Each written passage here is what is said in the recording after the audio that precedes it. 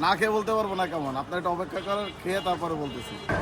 আমরা চলে আসলাম দিলকুশা অগ্রণী ব্যাংকের সামনে সেই ভাইরাল মিষ্টি খাওয়ার জন্য।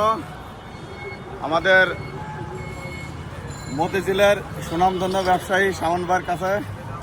ভাই না আসো দেখি সে ভাই আপনার মিষ্টির গল্প শুনতে শুনতে সে যশোরকে আমরা নিয়ে আসছে। আপনার দোকানে সব থেকে মানে কোন মিষ্টিটা ভালো সেটা দেবেন, এটার নাম বলেন, সেটা কি?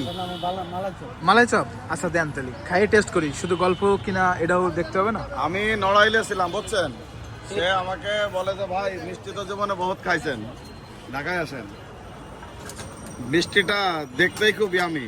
হ্যাঁ না জানি খাইতে কেমন, না খেয়ে বলতে পারবো না কেমন। আপনার একটু অপেক্ষা করেন, খেয়ে তারপরে বলতেছি। বিসমিল্লাহ।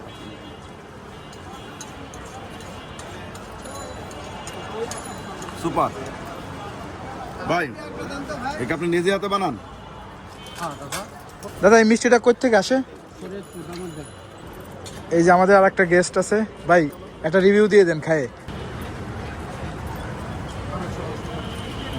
মিষ্টি অনেক ভালো, দেখতে যত সুন্দর খাইতে ওয়াও সেই এই মিষ্টিটা আসলে দেখতেই অনেক সুন্দর। নাম্বার 1, নাম্বার 2 হচ্ছে মতিঝিলের সব থেকে নাম করা মিষ্টি, তো এটার নাম হচ্ছে মালাই চপ।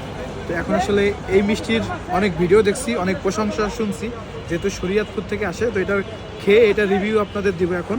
তো আসলে এই মিষ্টিটা কেমন, প্রথম হচ্ছে মিষ্টিটা অনেক সফট, মিষ্টিটা আসলে ভালো হবে এরকমটাই মনে হচ্ছে। অ্যান্ড কালারটাও অনেক সুন্দর, খুবই সুন্দর লাগতেছে। এখন এটা খাবার পালা। সেই এর ভিতরে নেওয়ার পরে অন্যরকম একটা ফিল হয়, এটাই সব থেকে শান্তি। মিষ্টি খাচ্ছি এরকম একটা ফিল হয়। তো আপনারা চলে আসতে পারেন মতিঝিল মেট্রো রেলের উল্টা পাশে মিষ্টির দোকানে। ওকে, আল্লাহ হাফেজ।